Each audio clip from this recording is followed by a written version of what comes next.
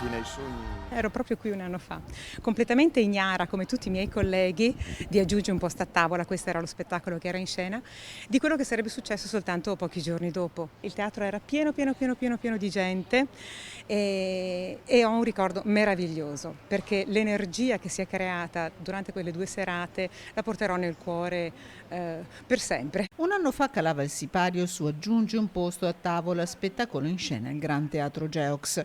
Da allora qui è stato buio e silenzio, lo stesso che si respira sopra le poltroncine vuote della grande platea.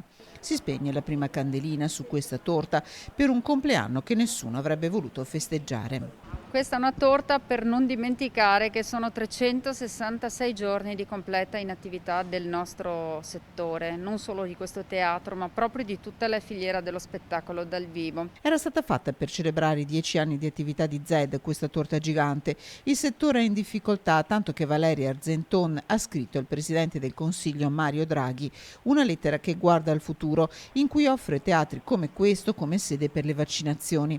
La situazione è drammatica. Il 27% delle maestranze, che non sono maestranze normali, sono proprio professionisti formati anche sul campo, che hanno bisogno di esperienza, hanno lasciato il lavoro a fine anno scorso, cioè hanno lasciato il loro ruolo per cercare qualcos'altro per sopravvivere.